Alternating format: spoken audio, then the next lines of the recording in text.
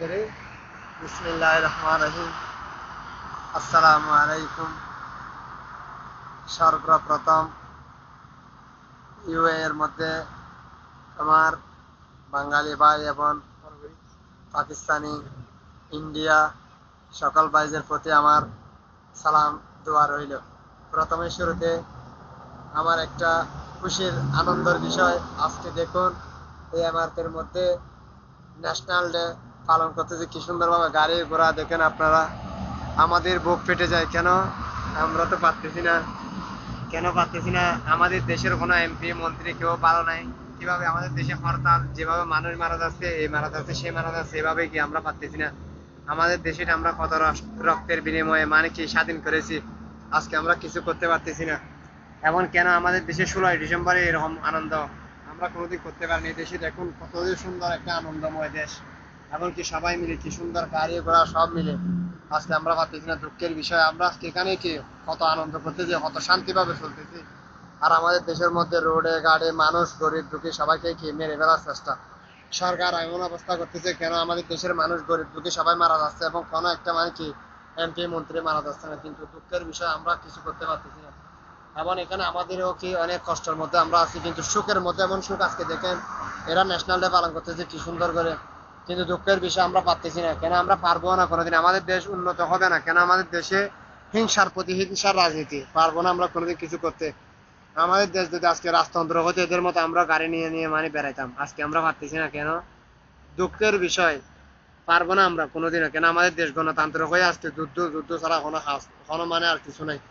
এই দেশের মধ্যে আমাদের সরকারের কোনো চিন্তা ভাবনা আছে কিনা দেখেন, আজকে কতগুলো এখানে গাড়ি দেখেন কি সুন্দর, মানে কি কি সুন্দর একটা মানে কি দিন যাচ্ছে এদের। আমাদের বাংলাদেশে আমাদের এরকম কি, আমাদের দেশ এটা আমরা অনেক রক্তের বিনিময়ে স্বাধীন করেছি, কিন্তু আমরা পারতেছি না।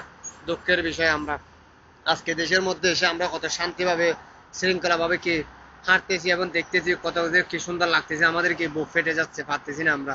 আমরা বাঙালি হয়ে মানে কি কলঙ্কের কলঙ্কের এক মানে ফোঁচা, মানে আমরা কোনোদিন কিছু আশা করলে আশাটা পূরণ করতে পারি না। এবং আমি প্রথমে আমাদের প্রধানমন্ত্রী শেখ হাসিনার কাছে আহ্বান জানাই, যেন আপনি সুন্দরভাবে দেশের জনগণের সাথে আপনি সুন্দরভাবে আপনি কি সিট থেকে নামিয়ে যান, মানে কি দেশের মানুষের শান্তি শান্তি শৃঙ্খলা যদি আপনি চান, তাহলে আপনি নামিয়ে সুন্দর করে ভোটটা দিয়ে দেন। কেন আমাদের সব আজকে ইউ এর মধ্যে না, সব দেশে কিন্তু ভিসা বন্ধ। আমাদের বাঙালিদের অনেক কষ্ট, কেউ 500-600 টাকা চাকরি করতেছে, কেউ 5,000 করতেছে, কিন্তু আমরা দুঃখের মধ্যে আছি। এটা আমি প্রথমে আমাদের মন্ত্রীকে এমনকি আমার প্রাণ ঢালা এবং অভিনন্দন জানাই, যেন এই জন্য সুষ্ঠুভাবে সুন্দরভাবে নেমে যায়, আমাদের দেশটাকে শান্তি ও শৃঙ্খলা এনে দেয়। যদি না নামে, আমাদের দেশে মানুষ মারা যাচ্ছে কোনো উপায়, ডেলি 20 জন 10 জন 5 জন মারা যাচ্ছে, এখানে কোনো এমপি মারা যাচ্ছে না, সব আমাদের গরিব দুঃখী মানুষ, রিক্সা চালক, ট্যাক্সি চালক, বাস চালক, এরা মারা যাচ্ছে। কিন্তু দুঃখের বিষয়, আমরা কোনোদিন কিছু করতে পারবো না। সব দেশে আমাদেরকে মান সম্মান খারাপ, আমরা কিছু করতে পারি না। আজকে কিন্তু দেখেন এখানে কত যে সুন্দর, কত যে ভালো লাগতেছে, এই দেশের মানুষেরা কত আনন্দ করতেছে, আমরা পারতেছি না, আমরা কোনোদিন আনন্দ করতে পারি না। দেশের মধ্যে দেখেন আনন্দ করতে গেলে এখানে মারামারি, ওখানে মারামারি, এখানে মারামারি, কিন্তু দুঃখের বিষয় আজকে মানে কি কথাগুলো বলতেছি যে নিজের মানে চোখে দিয়ে পানি আসতেছে, মানে কিন্তু বলার মানে কি বলতে ইচ্ছে করতেছে না। কিন্তু আজকে এদের মধ্যে দেখো কি সুন্দর ভালোবাসা, কি সুন্দর আনন্দ আয়োজন, দেখে কিন্তু নিজের অন্তরটা পেটে যাচ্ছে। এবং আমার যদি এই কথা যদি আপনাদের ভালো লেগে থাকে ভাইরা, ইউএ এর ভাই এবং বাংলাদেশের ভাই এবং সব জায়গার ভাইদেরকে বলতেছি, আমাকে বেশি বেশি করে ভোট করুন, যদি আপনাদের আমার কথা ভালো লাগে। এই বলে আমি আমার বক্তব্য শেষ করলাম। এবং আমার আরেকটা কথা, আমি বিরোধী দলের নেত্রীকে আমার আন্তরিক ভালোবাসা এবং আদর মহব্বত জানাই এবং শুভেচ্ছা জানাই, যেন এই সুন্দরভাবে সঠিকভাবে যেন আমাদের দেশটাকে যেন কি স্মৃতিশীল ভাবে কিন্তু দুনো পক্ষের মধ্যে কিন্তু একটা সমঝোতা হয়ে যেন দেশটা ঠান্ডা হয়ে যায়, এটা আমরা চাই। আমরা কোনাকুনি মারামারি চাই না, আমরা অনেক কষ্ট মানে কি এই দেশ করেছি, এই দেশে আমরা এগুলো চাই না।